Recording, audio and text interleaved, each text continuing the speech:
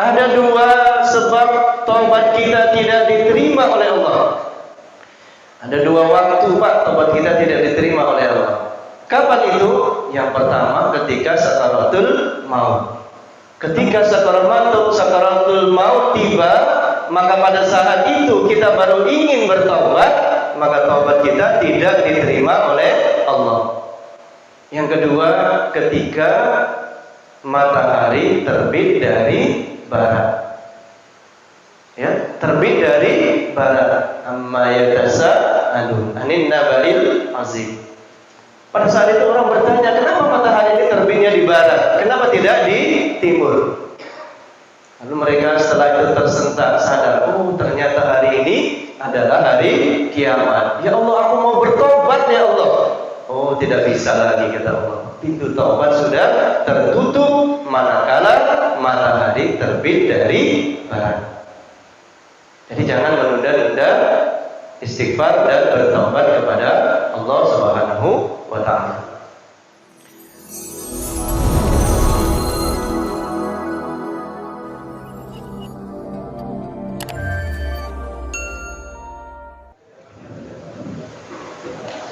Bismillahirrahmanirrahim. Assalamualaikum warahmatullahi wabarakatuh.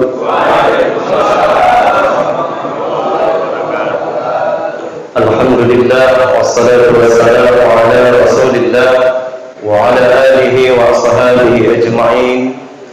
Asyhadu an la ilaha illallah wahdahu la syarika lah.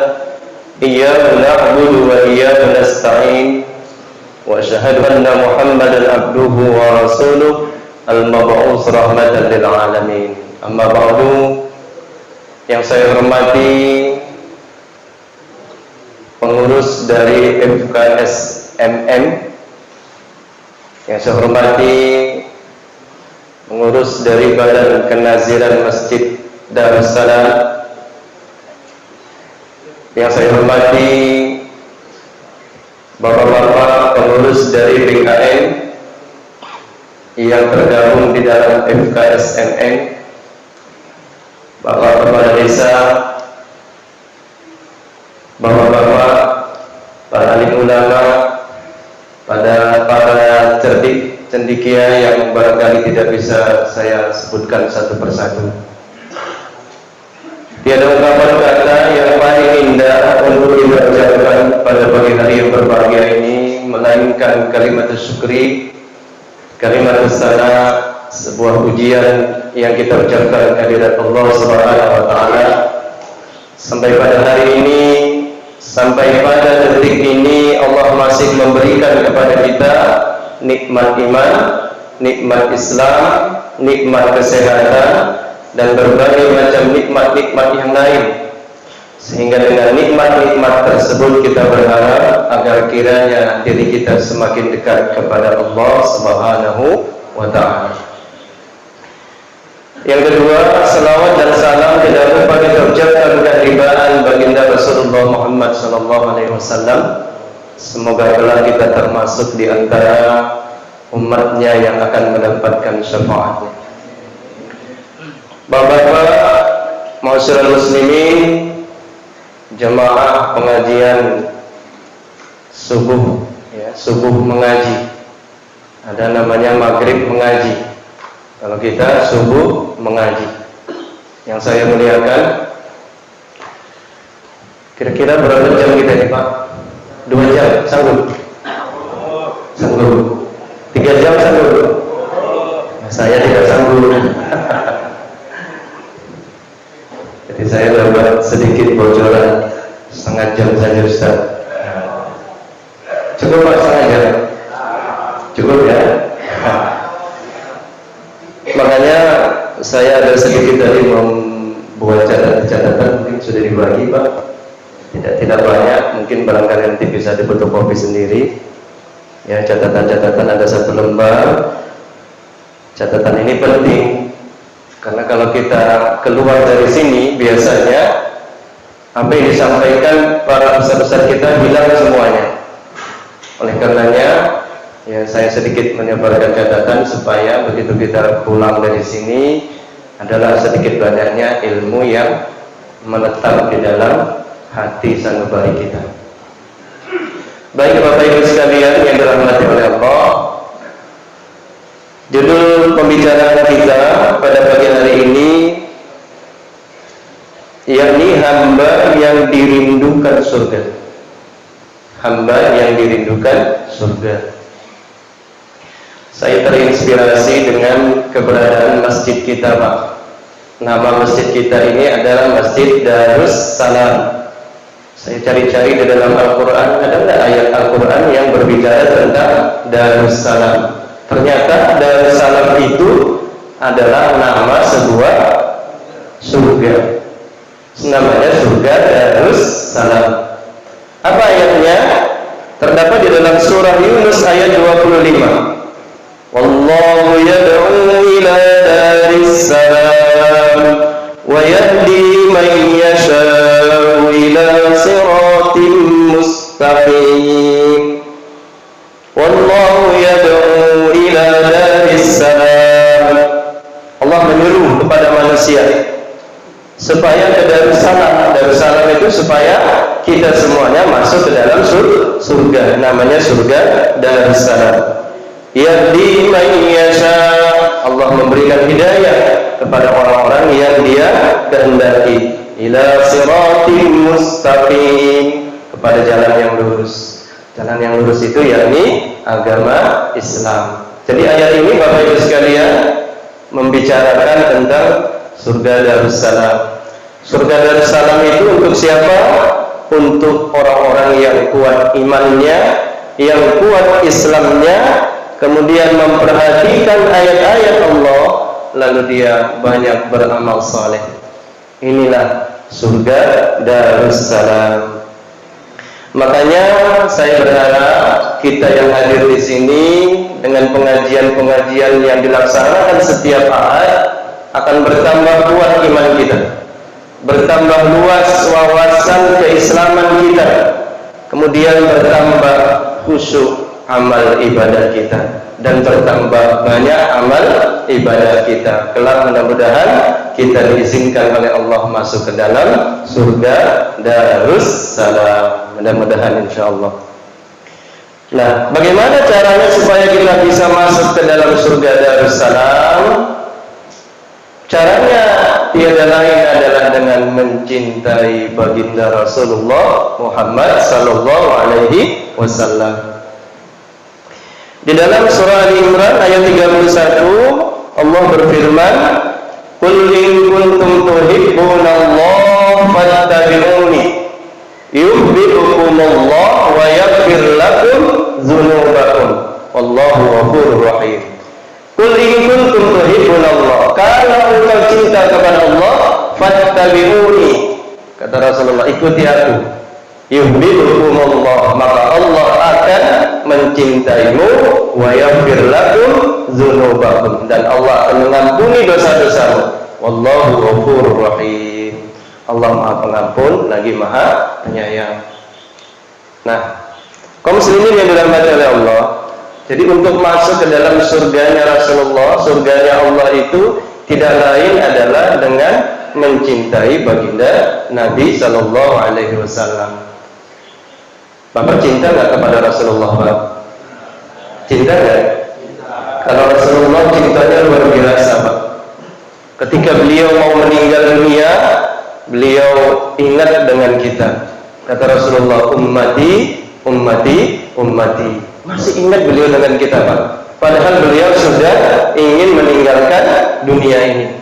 Kata malaikat Jibril, ya Muhammad, aku pernah mendengar bahwa Allah berkata, diharamkan surga bagi umat yang lain sebelum umatnya Muhammad masuk ke dalam surga.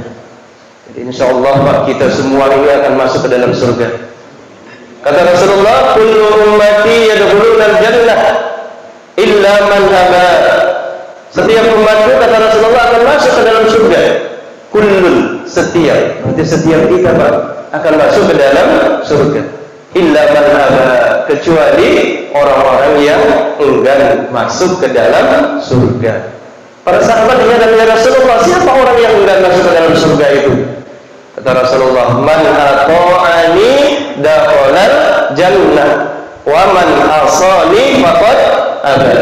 Yang taat kepadaku itulah orang-orang yang akan masuk ke dalam surga. Dan orang yang tidak mau taat kepadaku itulah orang-orang yang enggan masuk ke dalam surga.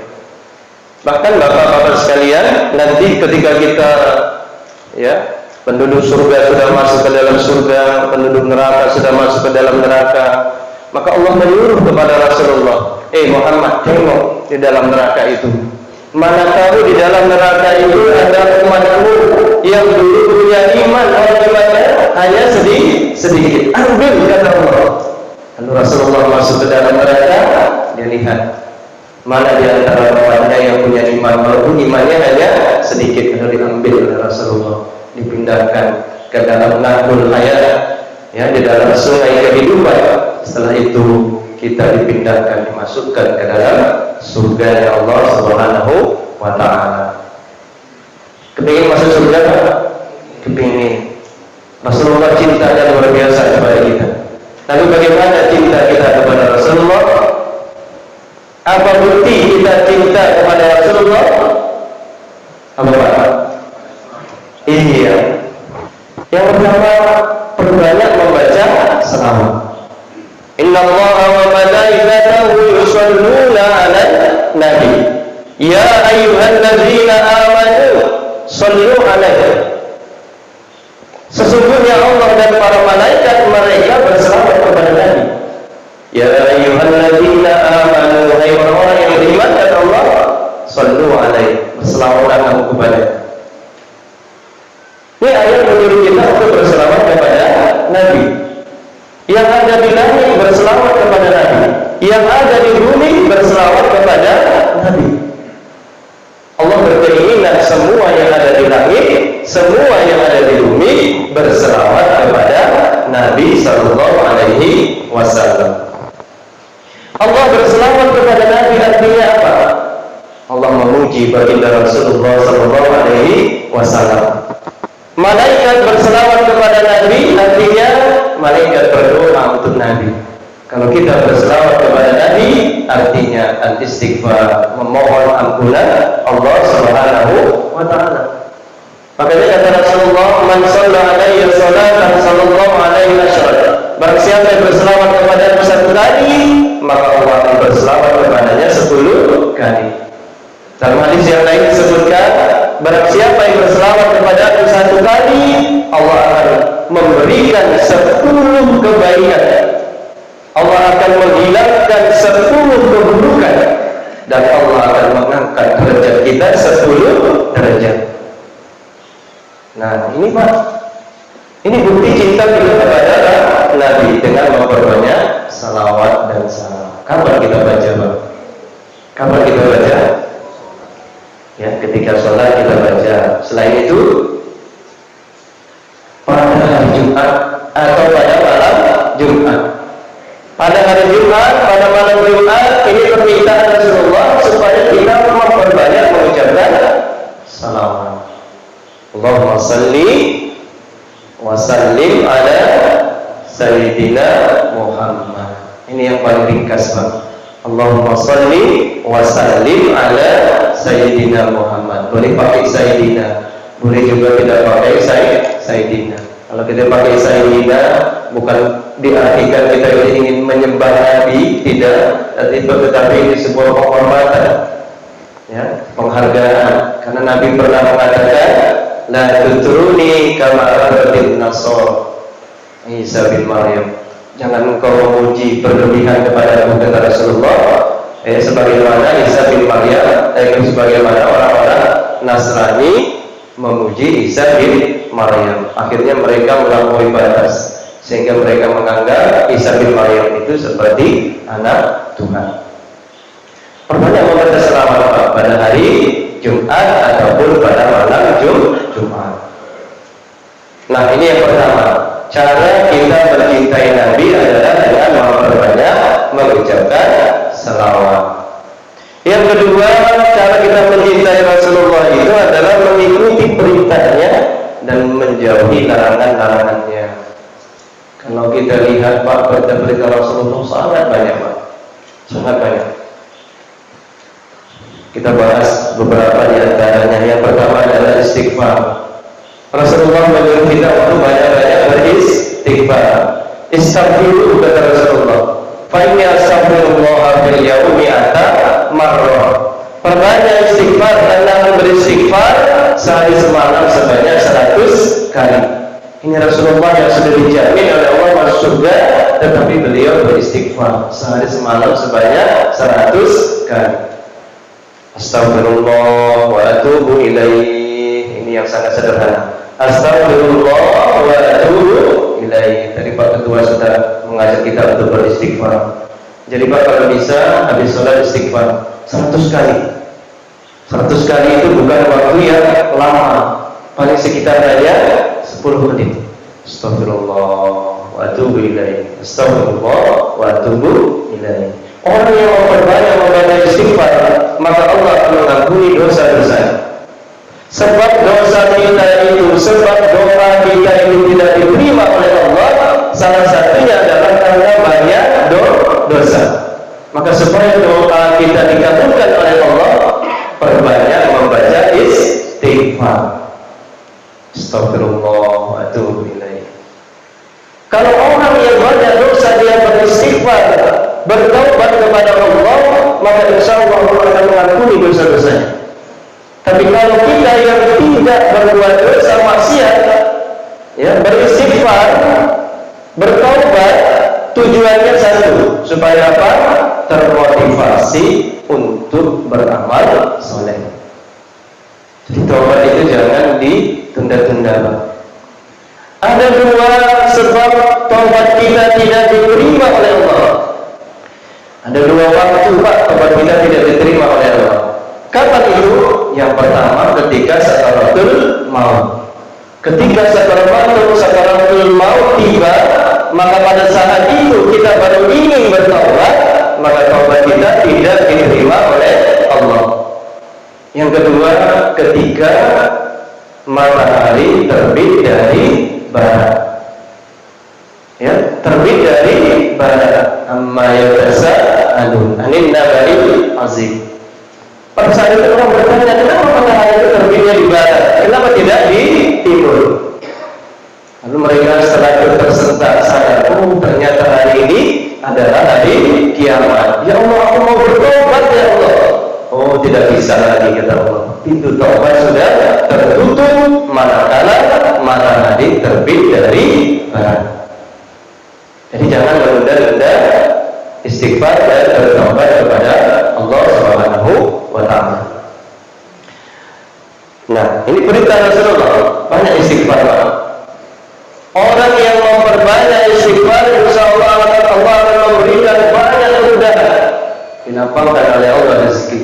Kalau ada kesulitan diberikan oleh Allah jalan keluarnya. Ini yang pertama. Yang kedua, Rasulullah menyuruh kita untuk banyak-banyak membaca Al-Quran. Iqra'ul Quran fa innahu ya'ti yaumal qiyamah sabi'an yasabi. Rasulullah banyak-banyak baca Quran. Iqra'ul Quran, baca Quran, kata Rasulullah. Ya, fa innahu ya'ti yaumal qiyamah sabi'an yasabi. Karena nanti orang yang membaca Al-Quran itu akan menjadi penolongnya. Bapak bisa baca Al-Quran, Pak? Insya Allah bisa ya, Pak. Ya, kalau belum bisa belajar, Pak. Ya, buatlah di masjid-masjid kita itu maghrib mengaji. Ya, di zaman 80-an itu maghrib mengaji, ramai masjid-masjid dipenuhi dengan anak-anak yang belajar mengaji. Kalau bisa anak-anaknya, remajanya, orang tuanya, ya, habis maghrib mengaji. Ngajinya di dalam masjid, tilawah Al-Quran. Jangan ngajinya di depan ini messenger, ya Pak. Kita kadang-kadang baca WA, baca FB, baca koran, santun berjam-jam. Tapi baca Quran 5 menit ngantuk. Kalau bisa dawamkan Al-Quran ini, Pak. Ya. Allah memiliki keluarga di dunia ini. Siapa keluarga Allah di dunia ini? Itulah Ahlul Quran. Siapa ahlul Quran? Itulah yang membaca Al-Quran, memahami Al-Quran, mengajari Al-Quran, dan mengamalkan kandungan isi Al-Quran. Itulah ahlullah. Bapak ingin menjadi keluarga Allah di dunia ini? Ingin Pak? Banyak-banyak baca Al-Quran. Nah, ini yang kedua, ini perintah Rasulullah. Yang ketiga, Rasulullah memerintahkan kepada kita untuk afsus salam, tebarkan salam. Tebarkan salam. Salam itu identitas kita sebagai seorang muslim.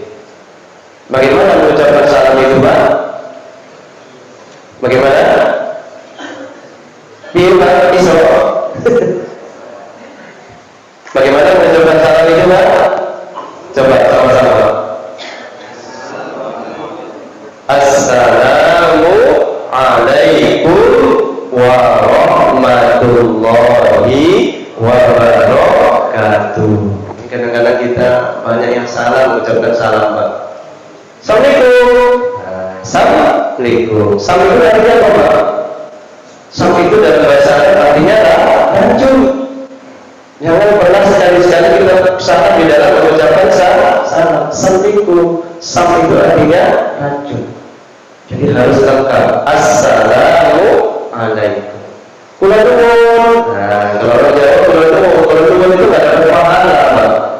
Tapi kalau assalamualaikum dapat pahala. Assalamualaikum pahalanya 10. Assalamualaikum warahmatullahi pahalanya 20. Assalamualaikum warahmatullahi wabarakatuh pahalanya 30. Kalau Bapak mau masuk ke rumah ucapin salam, Pak. Assalamualaikum. Insya Allah setan yang ada di rumah itu pada lagi. Mau masuk ke kamar ucapin salam. Assalamualaikum warahmatullahi wabarakatuh. Insya Allah setan yang ada di kamar itu lagi, Pak. Kalau Bapak mau tidur, kalau bisa, ya, kalau bisa harus itu tempat tidur kita dibersihkan. Kenapa? Karena setan itu tidur di situ. Kalau tidak kita bersihkan, nanti kita tidur sama setan, dikelongi sama setan. Ayo tidur sini. Akhirnya kita tidur sama setan. Ambil sapu lidi atau ambil kain, bersihkan supaya setan itu pergi. Jadi kalimat salam ini berdoa. Ketika kita mengucapkan salam, kita mendoakan orang lain. Assalamualaikum artinya apa? Keselamatan bagimu. Warahmatullah artinya Allah memberikan rahmat. Wabarakatuh Allah memberikan berkah. 3 doa. Keselamatan bagimu, Allah memberi rahmat, Allah memberimu berkah. Makanya orang yang mengucapkan salam ini itu adalah penduduk ahli surga. Makanya Allah menyuruh kita untuk afsus salam, tebarkan salam. Kapan kita mengucapkan salam? Kalau ketemu. Yang tadi kalau masuk rumah, yang kedua kalau kita ketemu dengan saudara kita sesama muslim. Idza kita kata Rasulullah sallallahu alaihi wasallam, kita mengucapkan salam. Ya, kalau yang kecil ketemu dengan yang besar ucapkan salam. Siapa duluan? Yang kecil apa yang besar? Yang kecil duluan mengucapkan salam kepada yang besar. Jangan yang besar kepada yang kecil, nanti kualat. Ya, yang kecil kepada yang besar, yang sedikit kepada yang banyak. Ini yang mengucapkan salam etikanya. Kalau ada orang naik kendaraan dengan orang yang duduk, mana yang dahuluan mengucapkan salam? Yang naik kendaraan. Ya, orang yang paling utama itu adalah orang yang pertama mengucapkan salam. Assalamualaikum. Ini enggak kenal berbeda. Nah, ya kan, Pak? Ini bukan identitas kita. Selamat pagi, selamat sore, selamat siang. Ini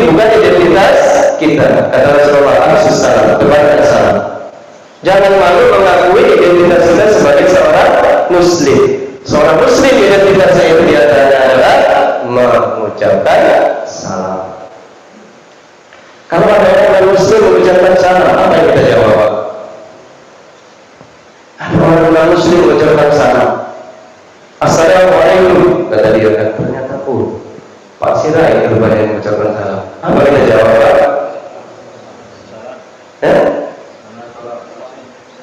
Waalaikumsalam. Waalaikumsalam. Ditahan sama Rasulullah.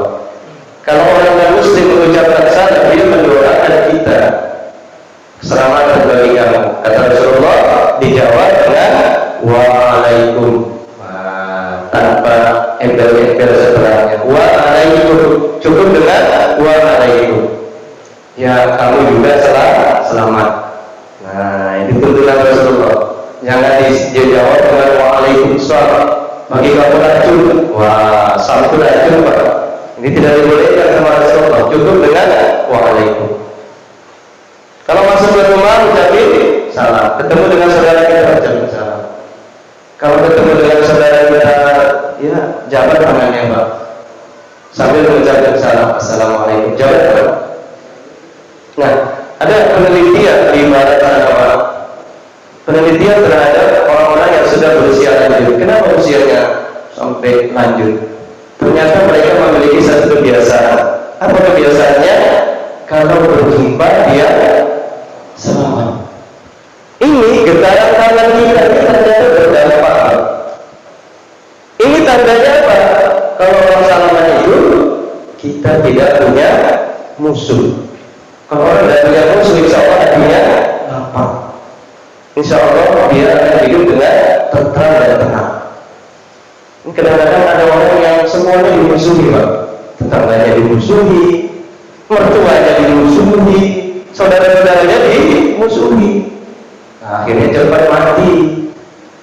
Ya, salah satu usia kita panjang itu adalah dengan apa? Bersilaturahmi. Kalau ketemu saudara kita salaman. Nah, ini yang ketiga, menebarkan salam. Udah capek, Pak? Capek apa ngantuk gimana? Insya Allah kita ini majelis yang dirahmati oleh Allah. Saking mendapatkan rahmat Allah, kita pun terkantuk ya, Pak. Insya Allah dapat nikmat dari Allah, dapat berdoa, dapat ilmu, ya, dapat rahmat dari Allah Subhanahu Wa Taala. Kemudian yang ketiga kata Rasulullah, yang keempat bersedekah dengan makanan. Wa aqimut ta'am, kata Rasulullah. Silahkan kamu bersedekah dengan makanan. Di zaman Rasulullah ada orang yang protes, ya Rasulullah, ini orang kaya itu. Kenapa? Kata Rasulullah. Karena orang kaya itu dia bisa bersedekah dengan uangnya. Sementara kami yang susah itu nggak bisa bersedekah ya Rasulullah dengan uang kami. Oh, kata Rasulullah, apa yang kau miliki itu bisa engkau sedekahkan. Engkau punya ilmu, engkau bisa bersedekah dengan ilmu. Engkau punya tenaga, engkau bisa bersedekah dengan tenagamu. Engkau punya makanan, sedekah dengan makanan.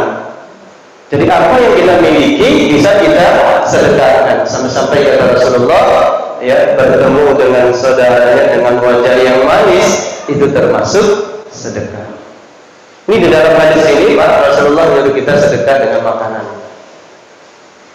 Nah, kalau kita bersedekah dengan makanan, lalu makanan itu dimakan oleh orang yang soleh, orang yang taat, kemudian dia tumbuh berkembang menjadi orang yang taat soleh, insya Allah makanan itu bisa menjadi sedekah jariah.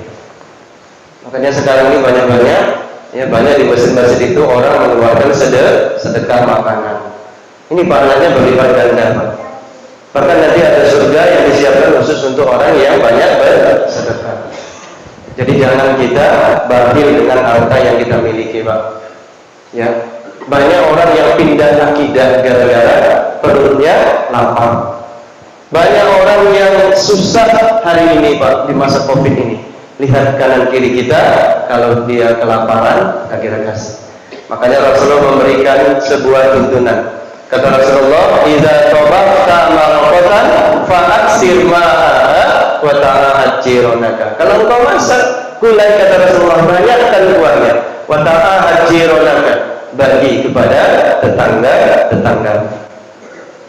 Ini sedekah dengan makanan. Kemudian menyambung silaturahim. An ahabba ayyabsuta lahu fi rizqihi wa yansa lahu fi asarihi falyasil rahimah.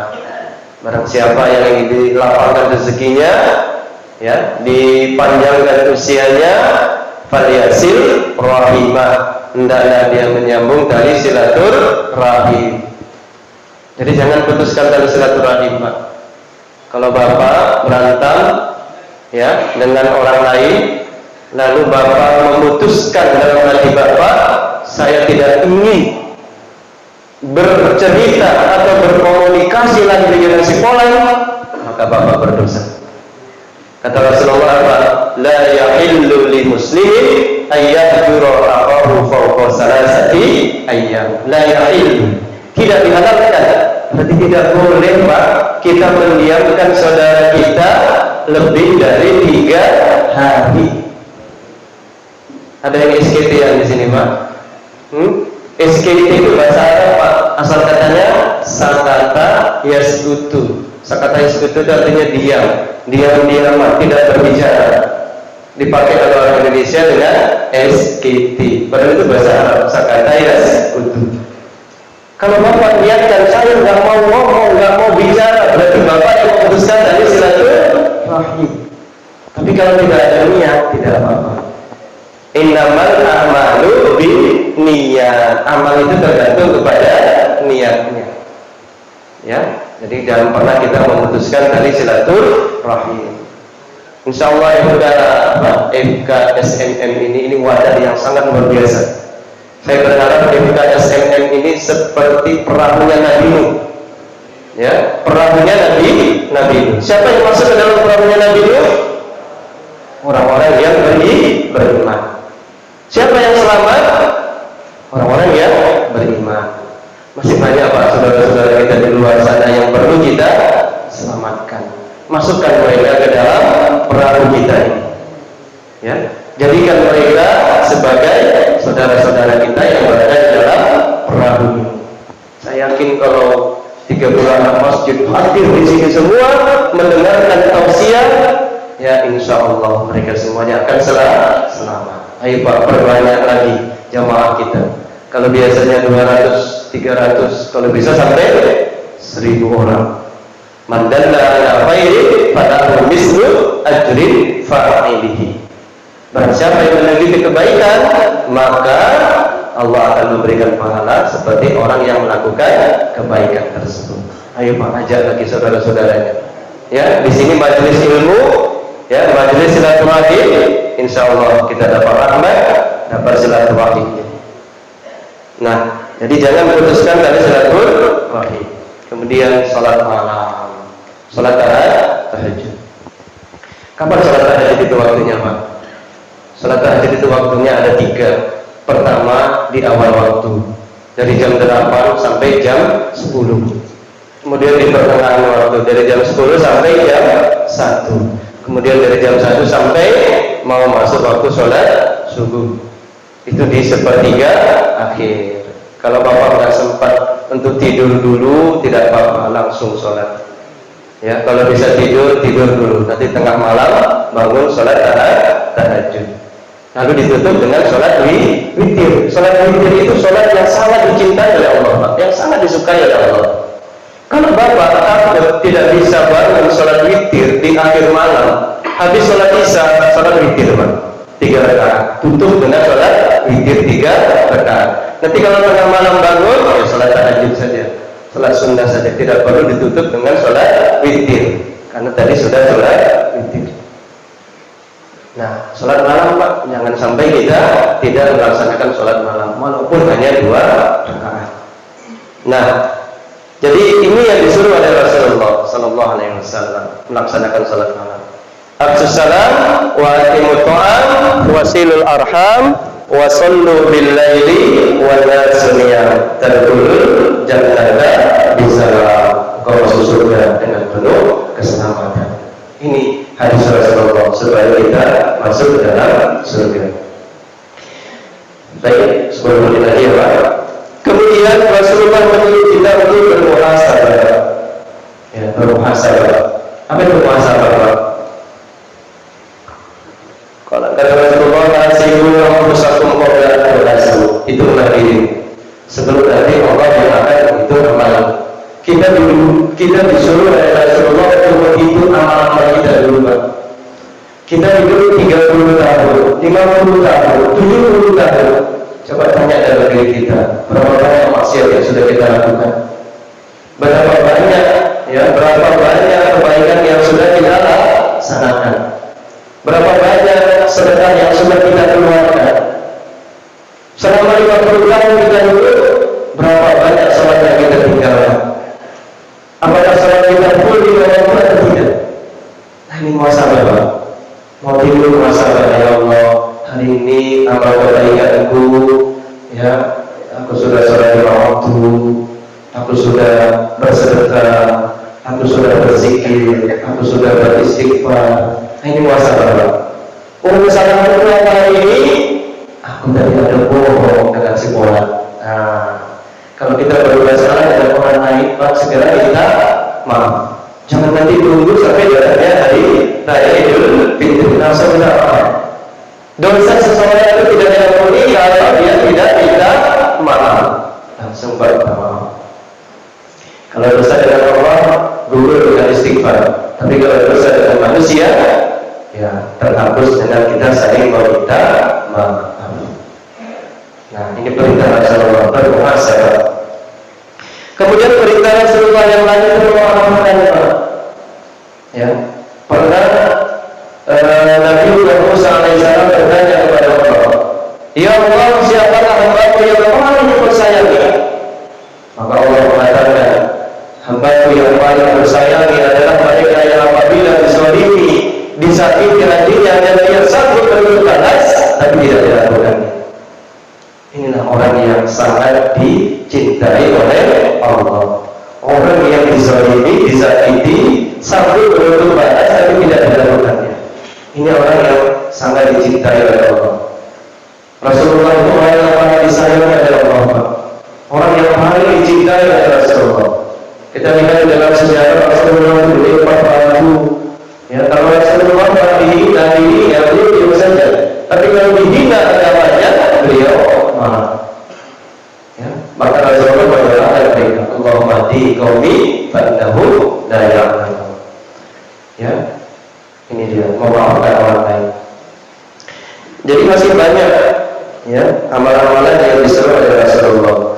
Kemudian yang lain, Pak, Rasulullah menyuruh kita untuk bersegera melaksanakan kebaikan. Kata Rasulullah, badiru bil amali shalihah. Segera kamu beramal saleh, jangan menunda-nunda. Ada 5 hal, Pak, yang harus kita segerakan. Pertama, as-shalatu ala waqtiha, salat pada waktunya. Ini amal yang disuruh oleh Rasulullah untuk kita segerakan, jangan ditunda-tunda. Ya. Yang kedua, menyegerakan fardu kifayah. Kalau ada saudara kita yang meninggal dunia, ya jangan ditunda-tunda pelaksanaan fardu kifayah. Segerakan, Pak. Ya, kenapa? Karena sebagai seorang muslim, dia ingin ketemu dengan Allah. Jangan nanti meninggalnya pagi, lalu dikebumikan besok harinya.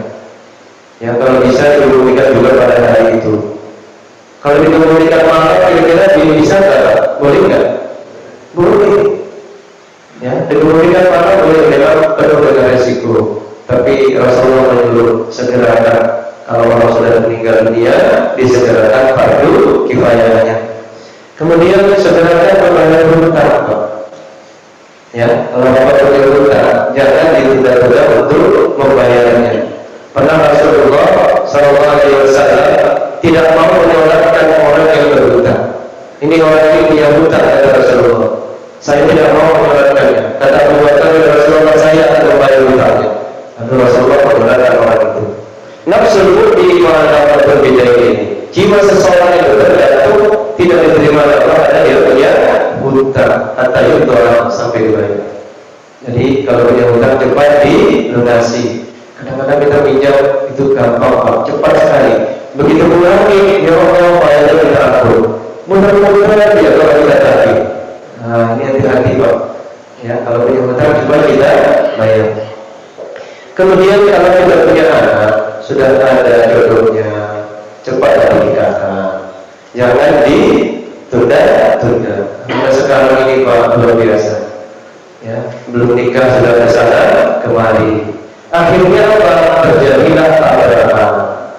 Kalau laki-laki sama perempuan tabrakan, akhirnya kemana? Keluar.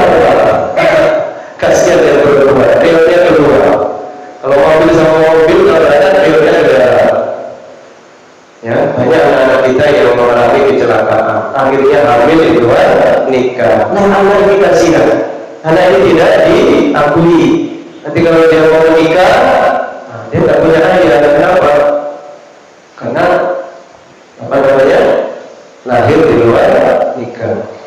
Maka jangan sampai seperti itu. Kalau sudah ada jodohnya, bapak-bapak yang punya anak perempuan, pantau terus Pak. Ya, pantau terus. Jangan diberi kesempatan untuk keluar rumah. Kita khawatir nanti dibawa oleh laki-laki di dalam mana-mana, akhirnya terjadi kecelakaan. Kalau memang sudah ada jodohnya, cepatkan. Terus kalau ada uang, insya Allah, ya, dengan menikah kita menjadi kaya. Kata Allah, yundihumullah, Allah akan memberikan kekayaan kepada orang yang menikah. Jadi jangan takut. Kemudian memberi makan dan minum tamu. Ini disegerakan Pak. Kalau datang ke rumah kita tamu, ya segerakan. Tamu itu adalah raja. Siapkan minumnya, ya kan Pak? Siapkan makanannya. Saya lihat pelayanan di sini tadi ikannya luar biasa. Bapak baru datang sudah disiapkan minumnya. Begitu datang langsung minum, langsung makan, ya kan Pak? Saya begitu datang tadi langsung dipersilakan, dikasih minum. Saya minum dulu ya Pak. Bismillahirrahmanirrahim. Alhamdulillah. Jadi langsung dikasih makan, Mbak, langsung dikasih minum. Jangan sampai tamunya itu bilang, Mas kayaknya di sini kemarau terus ya. Oh iya, sebentar Mas ya. Lupa Bu. Apa nih Mas? Itu hidangan kita. Kadang-kadang Pak, tamu yang datang ke rumah ini kita itu kadang-kadang dia kepingin cari makanan Pak. Kadang-kadang dia kepingin cari minuman. Misalnya kita berangkat dari Medan ke tepi, kira-kira berapa jam? Mungkin 2 jam ya. Ini yang dari Medan nanti akan bilang, aduh di tepi ada saudara kita. Nanti kita berhenti di sana lah. Ya mudah-mudahan dapat makan di sana. Kan banyak yang seperti itu Pak ya. Akhirnya dia singgah ke rumah kita. Nah cepat disediakan. Insya Allah makanan yang kita makan itu bermanfaat untuk dia. Kemudian ini perintah Pak, masih banyak perintah-perintah dari Rasulullah. Kemudian larangan Rasulullah juga sangat banyak Pak. Yang pertama Rasulullah melarang kita untuk menyerupai. Laki-laki menyerupai perempuan atau perempuan menyerupai laki-laki. Ini dilarang Pak. Ya, bapak-bapak pakai apa namanya ini? Kerabu. Ya, bapak-bapak pakai kalung, pakai cincin emas. Boleh nggak Pak? Boleh nggak? Boleh? Tidak. Ya, laki-laki tidak boleh pakai cincin dari emas. Laki-laki tidak boleh memakai sutra. Kenapa tidak boleh? Itu untuk perempuan. Ya, makanya perempuan-perempuan kita, istri kita tengok cincinnya emas, di jarinya itu emas, di gelangnya, di tangannya itu emas. Ya, sampai kadang-kadang yang gini-gini Pak mau pamer kan? Nanti di kakinya lagi ada emas, di goyang-goyang kakinya kan? Nah kalau perempuan boleh Pak memakai emas, tapi kalau perempuan tidak boleh. Tukar cincin, nah ini mau menikah tukar cincin, laki-laki pakai cincin dari emas, ya, ini pun tidak boleh. Jadi jangan sampai laki-laki memakai emas menyerupai perempuan. Ya, ini laki-laki tegak, tapi jalannya kayak perempuan. Atau sebaliknya perempuan bergaya kayak laki-laki, potong rambutnya, ini persis kayak laki-laki. Ini dilarang. Kemudian Rasulullah melarang kita untuk merayakan tahun baru. Lagi tahun baru ya Pak. Bapak, tahun baru apa yang dikerjain Pak? Banyak saudara-saudara kita jualan trompet. Ada yang nunggu malam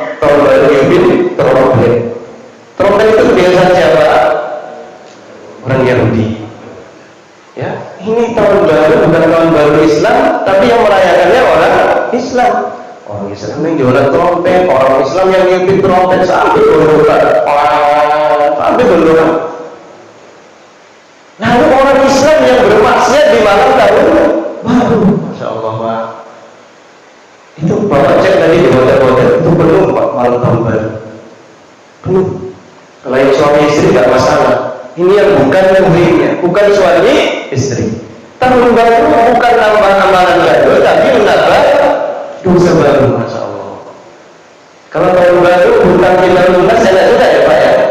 Ini tahun baru tapi hutangnya nggak lunas. Tahun baru dosanya tidak hilang, ini malah bertambah. Jadi tidak usah kayak terlalu berlebihan. Ini duit kemana? Ya, sampai jutaan, masya Allah. Ini tradisi bukan tradisi dari kita. Merayakan Natal, saya dapat apa namanya itu, dapat kiriman dari kawan di Jakarta karena ada perayaan Natal, lalu di situ ada orang Islam yang selawatan, insya Allah. Orang Islam yang selawatan. Majelis Ulama Indonesia sudah mengeluarkan fatwa, ya, yang Sumatera Utara, bahwa tidak boleh mengucapkan Natal. Kenapa? Karena itu berkaitan dengan akidah.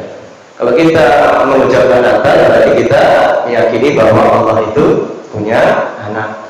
Nah, ini dilarang, itu berkaitan dengan akidah. Makanya dilarang, jangan mengucapkan. Ini larangan-larangan Rasulullah masih banyak. Contoh yang lain, Rasulullah menyuruh kita supaya ketika buang air kecil jongkok. Jangan begini, Pak. Kalau buang air kecil kita jongkok, ya, diangkat kaki kanannya, dijongkok, insya Allah air itu nggak kemana-mana, dan insya Allah air itu akan habis Pak.